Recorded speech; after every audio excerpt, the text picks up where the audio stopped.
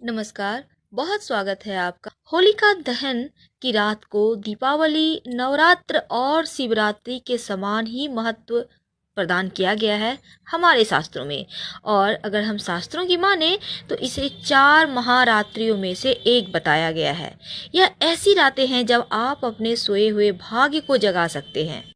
ज्योतिष की माने तो इस रात में अगर आप साधना करते हैं या कोई भी उपाय करते हैं तो बहुत जल्द शीघ्रता से फल प्राप्त होता है।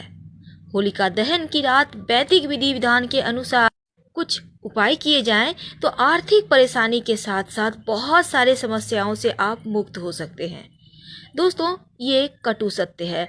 होली की राख को घर के चारों ओर और दरवाजे पर छिड़कें। ऐसा करने से घर में नकारात्मक शक्तियों का प्रवेश नहीं होता और माना जाता है इससे घर में सुख समृद्धि आती है। कहते हैं होलिका दहन की रात घर के सभी सदस्यों को सरसों का उपटन बनाकर पूरे शरीर पर मालिश करना चाहिए और इससे जो भी मैल निकले उसे होलिका की अग्नि में डाल दें। ऐसा करने से अगर आपके ऊपर किसी ने तंत्र मंत्र किया है, जादू टोने किया है तो वो समाप्त हो जाता है और आप स्वस्थ रहते हैं। गाय के गोबर में जौ, अरसी, कुश मिलाकर छोटा उपला बना लें। इसे घर के मुख्य दरवाजे पर लटका दें। ऐसा करने से नजर दोष, बुरी शक्तियां, टोने टोटके से घर और घर के लोग सुरक्षित बने रहते हैं। अगर आप होलिका दहन के बाद अगली सुबह यानी धुलंडी, जिस दिन आप रंग वाली होली खेलेंगे, होलिका की अग्नि को राख को माथे पर लगाते हैं तो इसे लगाने का सही तरीका है बाईं ओर से दाईं ओर 3 रेखा खींचें। इसे त्रिपुंड कहते हैं। इस तरह से इस राख को लगाने से सभी देवी देवता प्रसन्न होते हैं। कहते हैं पहली रेखा के स्वामी महादेव हैं, दूसरी रेखा के स्वामी महेश्वर हैं और तीसरी रेखा के शिवजी हैं।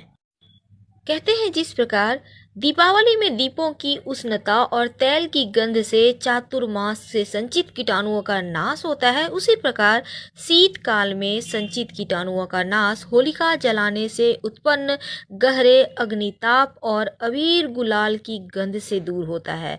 यानी गाना, हंसना, बजाना, तेज आवाज में बोलने से गले का व्यायाम तो होता ही है, साथ ही साथ गुलाल, अबीर आदि का गले में जाना फेफड़ों, गले में अवरुद्ध कफ को बाहर निकालता है और हमारे शरीर को ही नहीं मन को भी स्वस्थ कर देता है।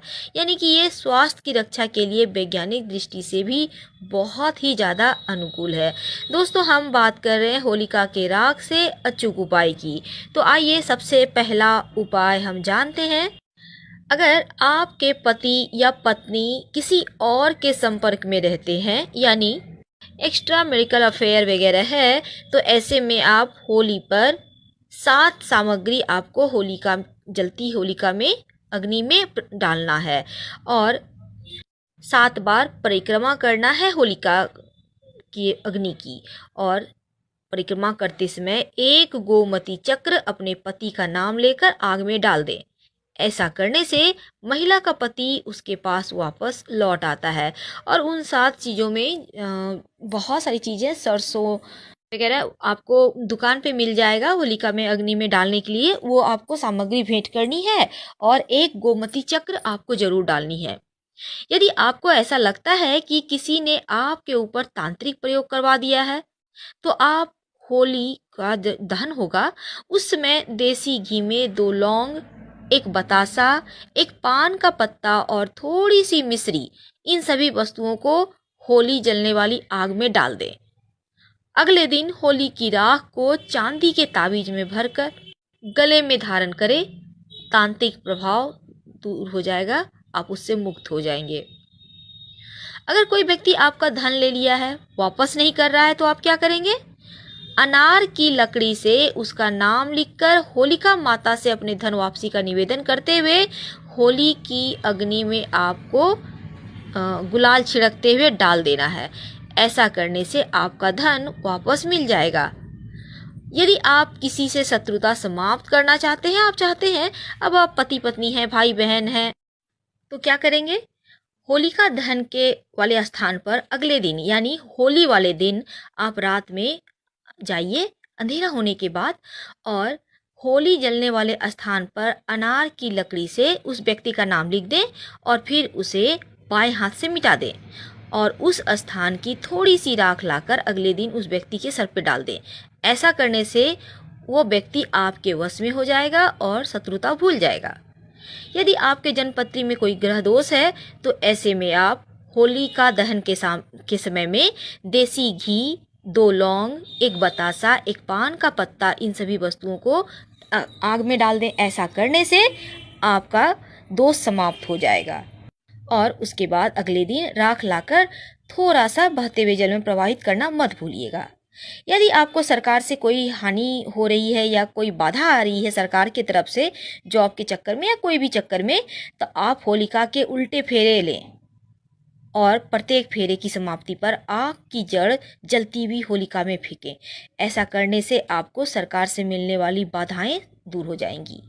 अगर आप चाहते हैं कि वास्तु दोष से मुक्ति पा जाए तो आप सबसे पहले अपने इष्ट को गुलाल अर्पित कीजिए और किसी के ऊपर बुरी शक्तियों का साया है तो ऐसे में होली पर 1 नारियल, 1 जोड़ा लौंग और पीली सरसों, इन सभी वस्तुओं को लेकर पीड़ित व्यक्ति के ऊपर से 21 बार उतार लें और होलिका की अग्नि में डाल दें।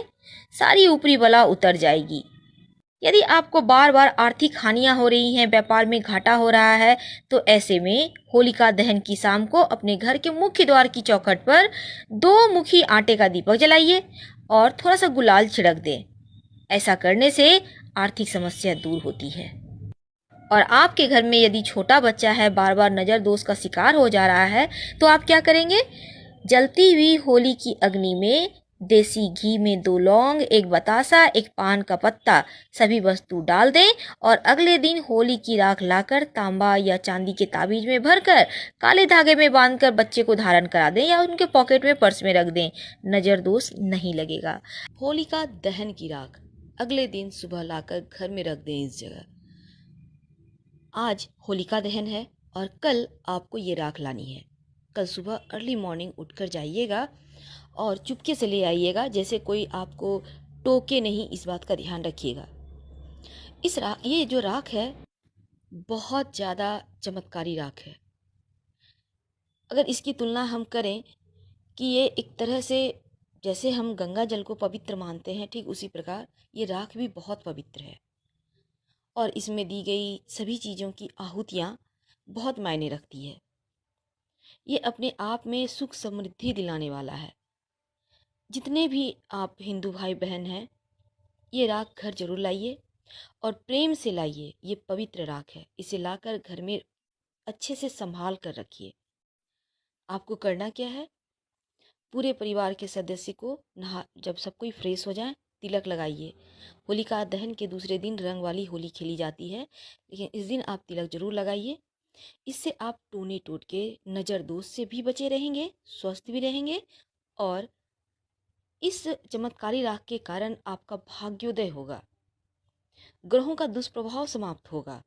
साथ ही साथ अगर आपके घर में कोई अस्वस्थ हैं, बीमार हैं, तो उनके बेड के पास थोड़ा सा राख रख दें।